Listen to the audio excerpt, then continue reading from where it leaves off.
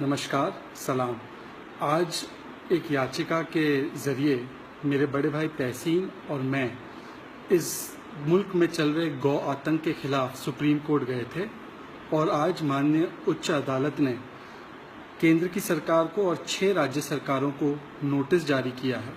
हमने याचिका में यही कहा था कि अखलाक से लेकर अलवर तक जो पहलू खान की मौत हुई है कुछ दिनों पहले, ऐसी 10 घटनाएं हो चुकी है जिसमें कि एक बेगुनाह को मारा पीटा गया है, चाहे वो ऊना के दलित हो, चाहे वो झारखंड के मामले हो, लातेहार के मामले हो, चाहे गुजरात के मामले हो, राजस्थान के मामले हो। इन प्रदेशों में गौरक्षकों ने कानून को अपने हाथ में लेते हुए बेगुनाहों को मारा पीटा और कुछ केसेस में मौत के घाट उतार दिया।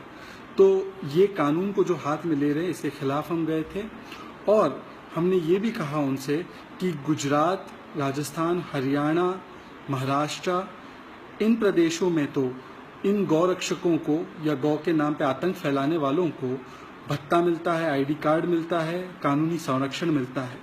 पिछले 2 दिनों में आपने देखा कि मुख्तार नकवी और गुलाबचंद कटारिया, राजस्थान के होम मिनिस्टर, ने किस तरीके से इस पूरी घटना को जायज़ ठहराने की कोशिश की। पहलू खान की हत्या के लोगों को जो इसके पीछे थे उनको बचाने की एक तरीके से कोशिश की गई और वहाँ पे जिस तरीके से नेशनल हाईवे पे उसको मारा गया, वहाँ पे पुलिस नहीं आई उसको बचाने के लिए। तो कहीं ना कहीं ये कानून व्यवस्था और पूरे जो हमारे रूल ऑफ लॉ के ढांचे को एक तरीके से तहस नहस करने की प्रक्रिया की जा रही है इन गौरक्षकों के द्वारा। और यही चीज़ें हमने सुप्रीम कोर्ट के सामने आज रखी थी और उच्च अदालत ने केंद्र सरकार और राज्य सरकारों को नोटिस देते हुए कहा है कि आप 3 हफ्तों में जवाब दीजिए और कहिए हमें कि क्यों इन पर पाबंदी नहीं लगनी चाहिए। इन 6 राज्यों में, जैसे मैंने बताया, गुजरात, राजस्थान, हरियाणा, झारखंड, उत्तर प्रदेश और कर्नाटक है। इनके कानूनों में और इनके पुलिस व्यवस्था में, इनके राजनीतिक पूरे स्ट्रक्चर में गौरक्षकों को या गौ के नाम पे आतंक फैलाने वालों को संरक्षण दिया जाता है। हमने इसके भी सबूत कोर्ट के सामने रखे हैं और इस पूरे मामले पे तवज्जो देते हुए सुप्रीम कोर्ट ने ये नोटिस जारी किया है आज। मैं मोदी जी से पूछना चाहता हूं, प्रधानमंत्री जी से, कि आपने कहा कि 80% गोरक्षा करने वाले लोग गोरख धंधा कर रहे हैं।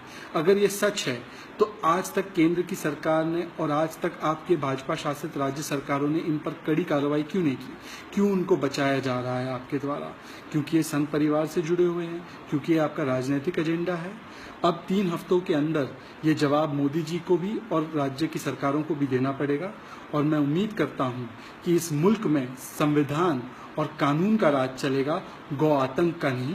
जिस तरीके से सिमी के ऊपर पाबंदी लगी है, ISIS के ऊपर पाबंदी लगी है, किसी भी आतंकी तंजीम पर पाबंदी लगती है, उसी तरीके से जो आर्टिकल 21 के तहत रूल ऑफ लॉ को अपने हाथ में लेंगे और कानून व्यवस्था को तहस नहस करेंगे, उनके ऊपर भी यही पाबंदी लगनी चाहिए। ये हमारी मांग है और हमें पूरा विश्वास है कि सुप्रीम कोर्ट न्याय करेगा। शुक्रिया।